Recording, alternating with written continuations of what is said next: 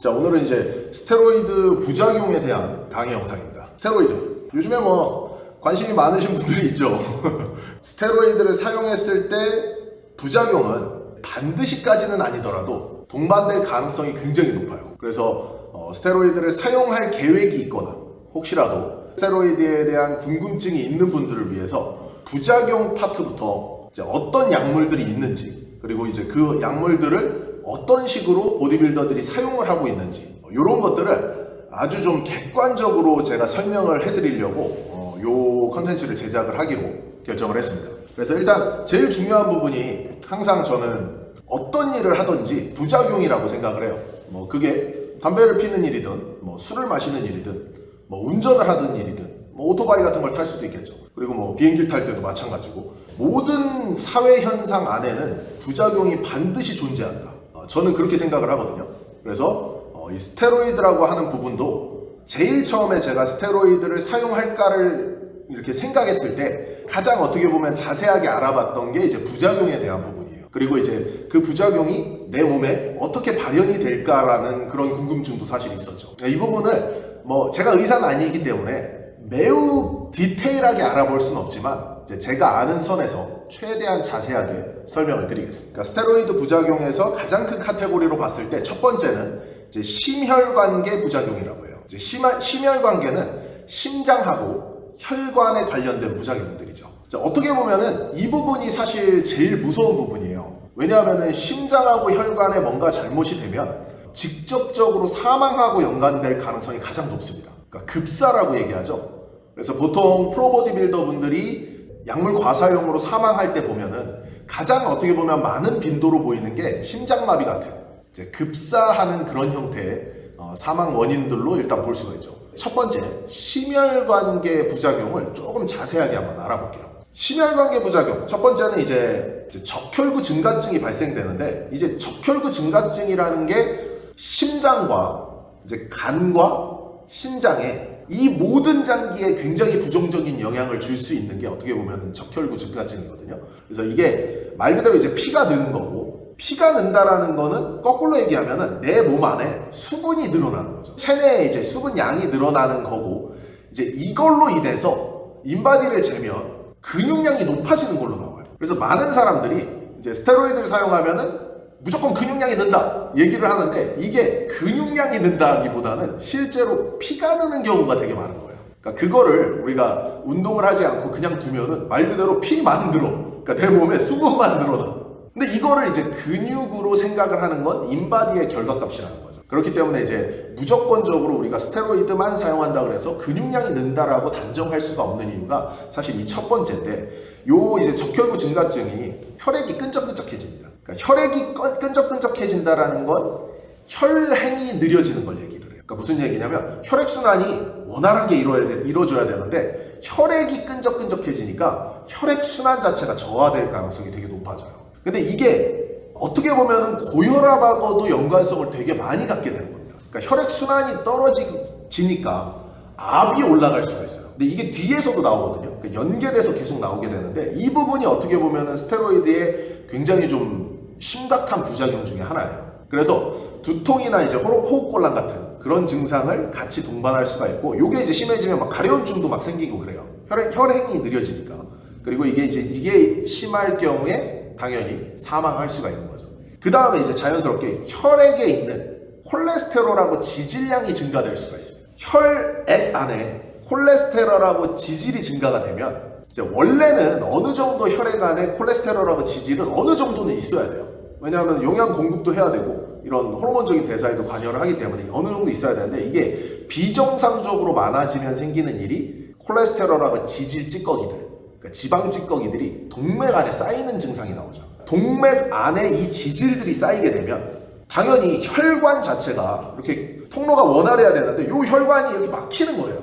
혈관이 막히니까 혈압이 올라가는 겁니다. 이해되시죠? 그러니까 앞서 얘기했던 혈행이 느려지는 것과 혈관이 막히는 현상들이 어떻게 보면은 스테로이드의 가장 대표적인 부작용이 되는 거죠. 그리고 이게 이제 많이 쌓이게 되면은 고혈압이 당연히 발생이 되는 거고, 그리고 스테로이드 사용으로 이제 적혈구 증가증이 동반된 상태에서 고혈압이 동반이 되면, 그러니까 두 가지가 같이 동반이 되면 혈압은 비정상적으로 엄청나게 높아지는 거죠. 콜레스테롤 수치가 늘어나는 이런 증상들이 만성적인 혈관 질환을 유발하는 가장 주요한 원인이 되는 거예요. 혈관 질환이라는 거는 어떻게 보면은 사람이 살아가는데 제일 중요한 부분이에요. 그러니까 혈관이 아까처럼 비정상적으로 막혔어요. 계속 막혀. 그럼 어떻게 될까요? 터져.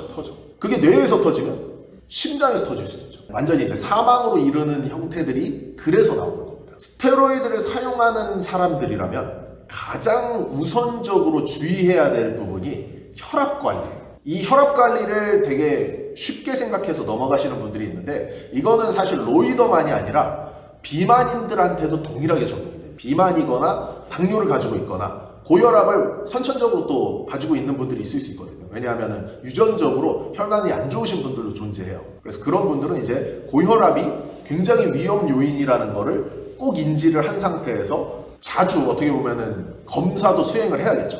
그래서 제일 중요한 부분이 이 부분이라고 할 수가 있습니다. 그 다음은 이제 심장의 비대. 가장 흔한 또 스테로이드의 부작용 중 하나가 심장 자체가 커지는 겁니다. 심비대라고 얘기를 하죠. 이제 심비대 같은 경우에는 되게 이게 재밌는 게 심비대가 발현이 됐는데 아무 증상이 없는 경우가 많이 있어요. 심비대로서 나타나는 부작용 중에 가장 두드러지는 게 이제 호흡이 불편하고 갑자기 그냥 숨차.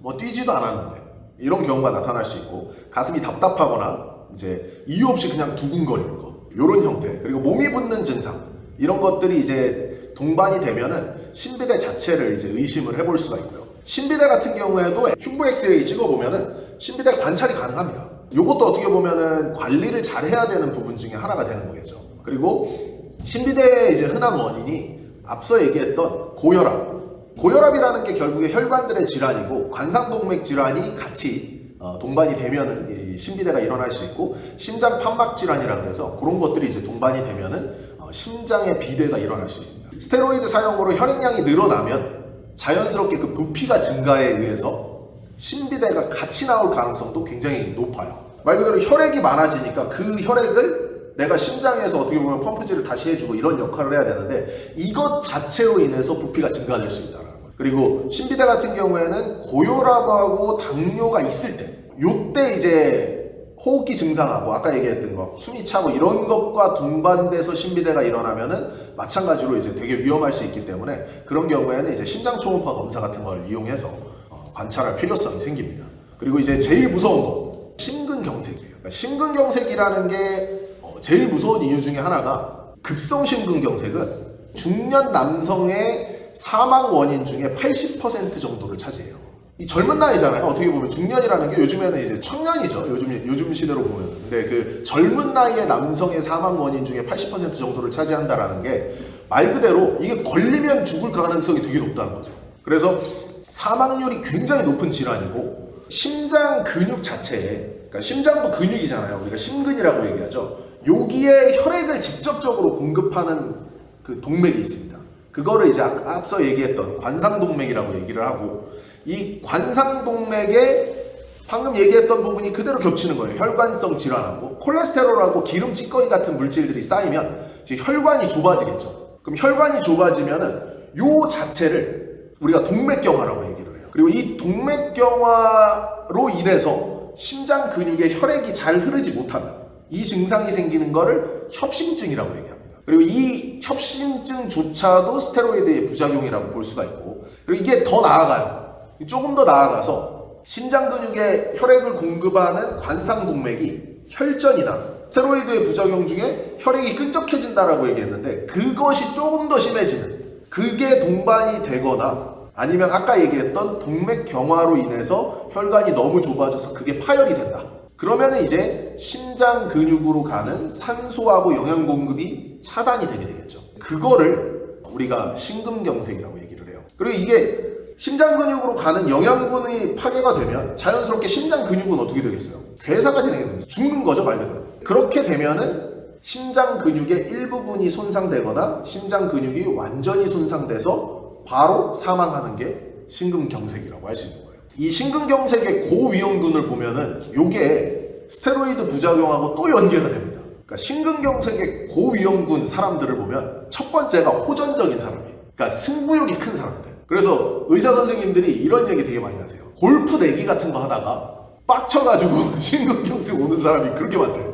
의사 선생님도 골프 내기 같은 거 하지 마라. 너무 승부욕을 자극하는 이런 거 하지 말라고 진짜로 조언을 하시거든요. 이런 게 어떻게 보면 아까 얘기했던 남성 호르몬의 증가로 호전적으로 변할 수 있다고 그랬잖아요. 그러니까 승부욕이 더 강해지고 더 남성적으로 변하는데 이제 이런 공격성의 증가가 심근경색의 가능성을 키울 수도 있다는 거를 기억을 해야 된다는 거예요. 그래서 순간적인 이런 화가 나는 거 이런 게 이제 몸의 교감신경이 활성화될 수 있고 교감신경이 활성화되는 이 생리학적 반응에 의해서 심장 근육에 혈액을 공급하는 이 관상동맥이 갑자기 막힐 수도 있어요. 막장 드라마 보면은 막 엄청 이상한 시나리오가 나오잖아요. 그럼 막 화를 내 아빠가 그러다가 하면서 이렇게 쓰러지는 내용이 꼭 나오는데 그게 이제 심근경색입니다. 쉽게 생각하면. 어떻게 보면 이게 좀 웃으라고 하는 얘기긴 하지만 스테로이드를 사용하는 사람들 중에 갑자기 빡치거나 욱하는 사람이 있다면 그 사람들은 진짜 사용하면 안 된다. 이게 웃으라고 하는 얘기일 수도 있는데 실제로 의학적으로도 어느 정도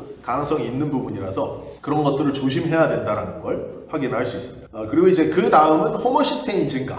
이제 호모시스테인 증가라고 하는 부분도 어떻게 보면은 앞서 얘기한 내용들이 그대로 반복되는 건데 호모시스테인이라고 하는 부분은 혈액 검사로 이 호모시스테인 레벨을 측정할 수가 있어요. 그래서 호모시스테인 레벨이 너무 크다면 보통 이제 정상 수치를 7 정도로 보거든요.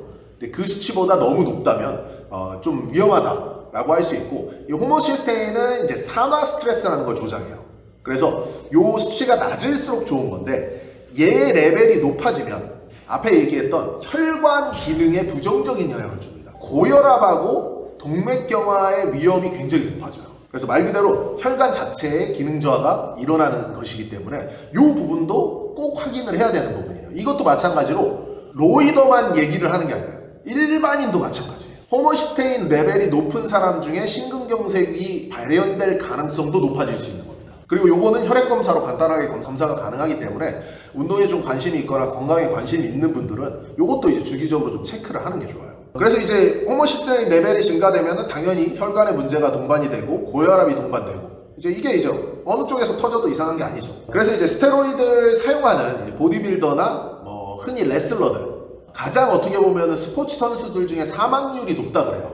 급사 원인으로 이제 가장 많이 지목되는 그러니까 보디빌더나 레슬러나 이런 스포츠 선수들의 급사 원인으로 가장 많이 지목되는 게 이제 심혈관계 질환이고 이제 이 부작용을 꼭 인지한 상태에서 스테로이드라는 거를 생각을 해야 된다는 거예요. 그래서 만약에 내가 태생적으로 고혈압이 있어요. 아니면 당뇨가 있어요.